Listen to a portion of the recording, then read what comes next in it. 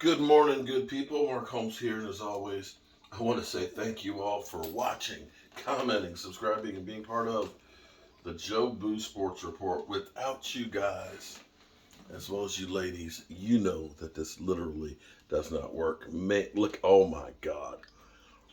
Mm. We are having a pot roast. Mm.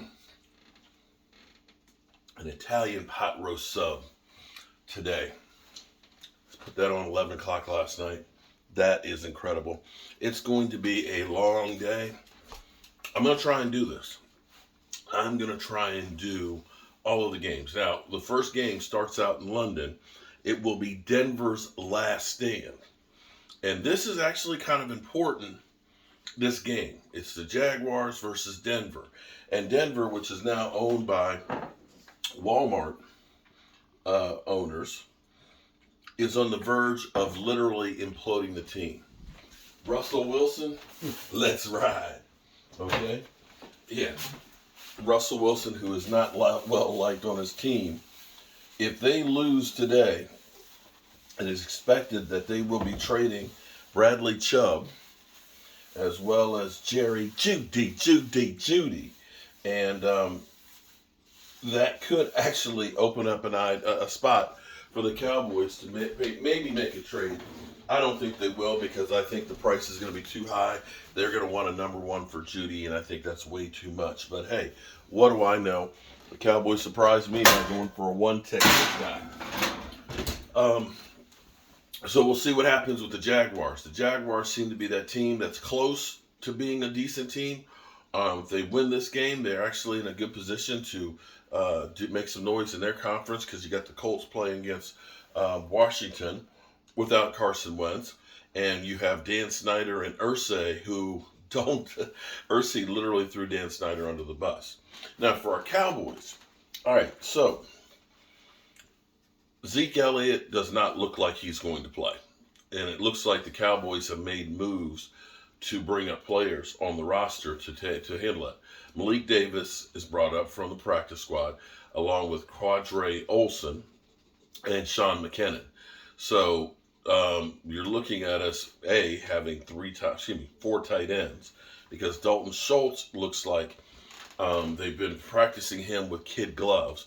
Dalton Schultz's knee is still a problem, that PCL injury, but he's going to be giving it a go. But they have Sean McKinnon. Now, the reason why Sean McKinnon, I think, is actually important is you're looking at running the ball a lot, because Sean McKinnon is basically your blocking tight end. So maybe this means we're going to be doing more 12 personnel to try and get the running backs really going, get the running game going, because our wide receiving core, not so much. Now, I have a new nickname for Jake Ferguson and Peyton Hendershot. The Blues Brothers. Thoughts? The Blues Brothers. There's going to be an interview with the two of them, the full interview. I can't wait to see the whole interview. But those guys are like brothers. And you can see how much they like each other, seeing them both as rookies that have an opportunity to grow together on this team and hopefully become really great tight ends. And what you're seeing is they're not exceptional pass catchers, at least not yet. They're not exceptional blockers. They're really good at both, and they're only scratching the surface. Tight end is one of those positions that it's hard to come out the box to be a great tight end. It usually takes time. So the fact that these two guys are playing now significant minutes, as well as playing well, this bodes well, guys. This shows you the future is right there. And I think this is part of the reason why you saw Dalton Schultz get hurt, reactivate the knee and kind of limping.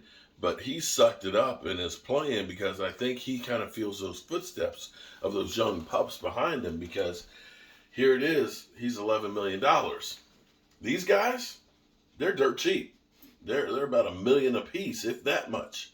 So Dalton Schultz understands, I got to perform, or that franchise tag is great money this year. I'm going to be out on the streets. And if it ends up being that I'm still out on the streets, I need to put on my resume that I'm worth that boatload of money as a tight end. So, yeah, he's definitely feeling some pressure right there to perform. For the Cowboys, hopefully, we look at the last few games that Dak Prescott has had. He kind of got back into a rhythm the second half of the game, the first half of the game. You can see that he was definitely rusty. You can see that Michael Gallup is still recovering from his ACL. We kind of put him out there probably a little sooner than he was really ready to go. But fortunately, he has not injured himself.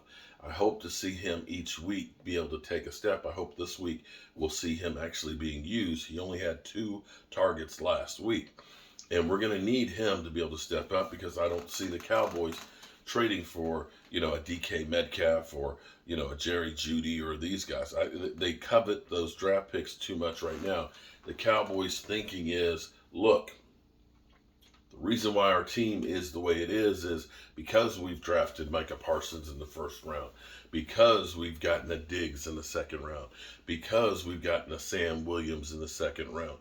They're not going to want to go ahead and say, oh, we're going to go ahead and give up a first or a second for, a receiver and have to pay them a whole bunch of money because we know how Catboy is. So definitely, we all we got. We all we got. CMB. Am I not my brother's keeper? Yes, you are. Bang! New Jack City. So don't look for the Cowboys before that 4 o'clock Tuesday deadline, which will be, I guess we'll get an extra hour because don't we turn the clocks back tonight? Because it's 7 a.m. and it's still dark outside. It's 2.5 hours until kickoff of the early game. And it's about 39 degrees outside. It's chilly. And it's dark. And I got to get set up down there and get ready to rock and roll. Because what I'm going to try and do is we're going to go ahead and start streaming the early game. I'm going to be kind of still setting up and getting things together and freezing my ass off outside. I guess I'll need to get the patio heaters going. But I will be getting set up and in and out on that game. Of course, we have the Cowboys game at 1 o'clock, of course, against the Bears. And this is one of those chances where the Cowboys need to go ahead and just handle business. You beat the teams you're supposed to beat, and then you hopefully can beat some of the ones, surprise some people. We have the Eagles, also Pittsburgh, going on at the same time. So we'll be having our exclusive Philly 500 cam going off there. And then we have the Colts, Washington at 4 o'clock, and the Seahawks versus the Giants. The crazy thing about the Giants is I keep feeling like I'm waiting for the shoe to drop with them and expecting them to lose. But they haven't been losing. The Jaguars got right down there, got so close. And maybe the Jaguars are a lot better team than we think. Because they ended up only lost by 1 touchdown to the Eagles and were this far away from winning the game against the Giants. But I keep waiting for the Giants to kind of lose.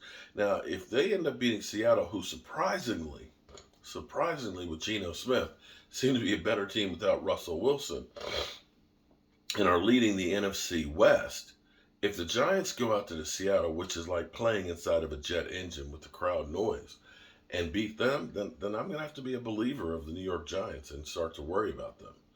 All right, good people. I'm going to get going, getting set up for this game day experience. I had about 4 hours of sleep last night because I just got back from the airport taking my daughter there and getting this pot roast and stuff together. But this is what we live for. Oh, I was saying, we're going to try and roll through all these games because and then we have the night game, Green Bay versus Buffalo.